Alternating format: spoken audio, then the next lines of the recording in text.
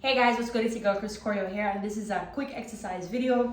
It's a video related to the feet and the ankles. Now, while doing dancing, while doing workouts or training persons, educating students on dance, I always reference the feet. I do not think I have ever done a video on just the feet and taking care of the feet. So I'm doing this video for you because it came up today in a client's session, personal training session with Chris Fit, and I said, ooh, I need to just go online and see if I can just pull an image real quick. Unfortunately, I haven't found a video that I like based on what I'm seeing. I'd really like to tailor it to suit, her and what it is that she does. But now it's like, I can't find that. But you know what? Exactly what I'm going to be giving to her is exactly what I'm always suggesting to all my other clients who have issues with their ankles. So one of the first things that you want to think about when you're doing working on the ankles is your ankle range of motion. You want to think about how much range, sorry for using the word again, but how much range your ankle can get to. So the ankles have lots of different, not lots, but it has dorsiflexion, plantar flexion, eversion, inversion. One of the things that you want to start off with is you can warm the back of the foot, the bottom of the foot, plantar section of the foot, by just rolling the foot around, and you can add some pressure, so not standing on it all the way, but add some pressure and just roll the foot around, just like so. Roll it around. You can go right down to the tips, right, and just get that will really help with like myofascial release. I just want to relieve some tension in the muscles and connective tissues at the bottom of the foot. I'll do it on both sides. So for this one, I'll just kind of face backwards like this so you see what's happening. Right, so this is just really loosening up, myofascial release, right?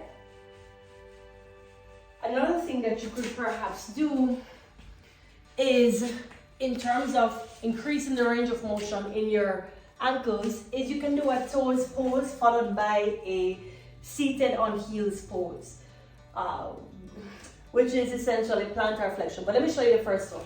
So they're both basically seated on heels, but this one, toes pose, you're gonna spread the toes out on the floor, spread the toes out on the floor.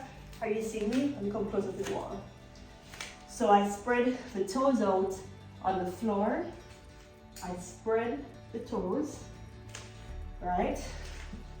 And I just sit back on my heels. For some persons, sitting back on the heels may not be possible. So maybe this would be a little bit easier for you because you still feel the intense stretch. But for me, I have the range. I'm able to do this. So this is I'm going to push myself to my limits, or just before my limits, so that I'm not experiencing any severe pain. So even though you're working on the range of motion, stretching the tissues, giving them more extensibility, you also don't want to create any pain in your body.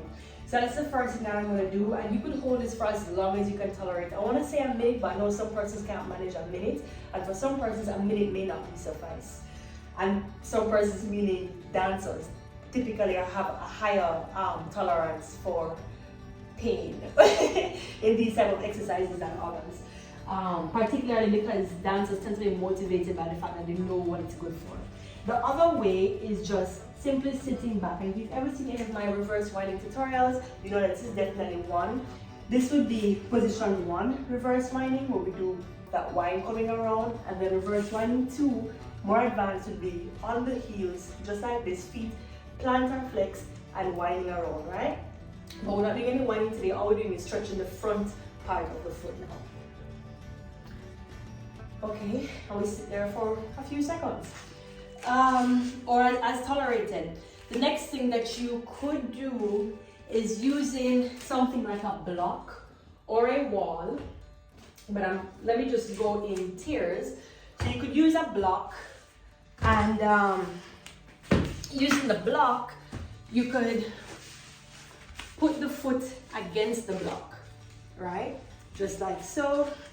And then you could get on the knee and press forward. Make sure that the knee on the opposite leg is nice and cushioned, and you just gently press forward to increase dorsiflexion.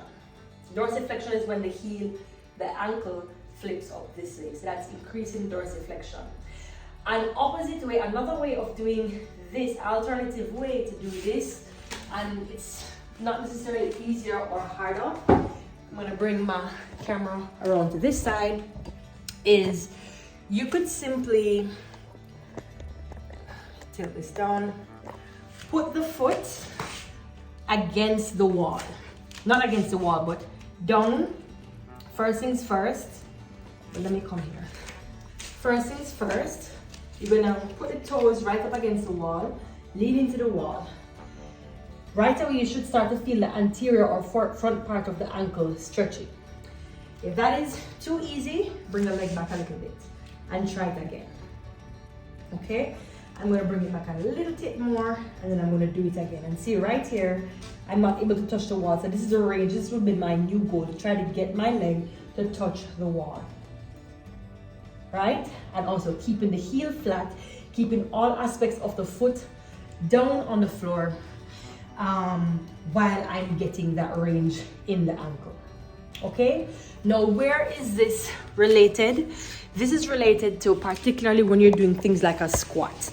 Now, many persons, because they lack that range of motion in their ankles, their squats, especially persons with limited range of motion, I'm repeating myself, because I'm multitasking, but limited range of motion, what tends to happen is they pronate, they will tend to pronate.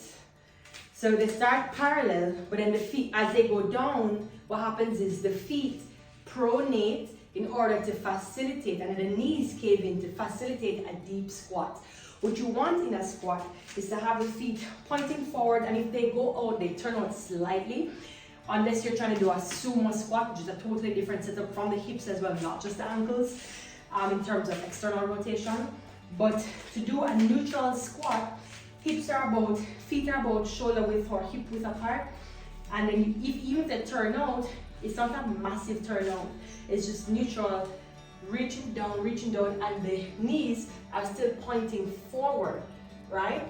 So these exercises will help you so that you're able to increase your range of motion in the ankle in the correct plane, so it doesn't predispose you to injury, but also you are able to have more efficiency in your squat.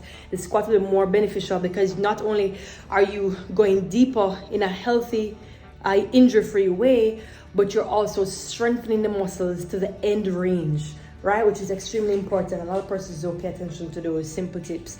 I hope this was helpful. I don't have any makeup today because it's a workout video, guys. Bye. Hope this was helpful. Comment below.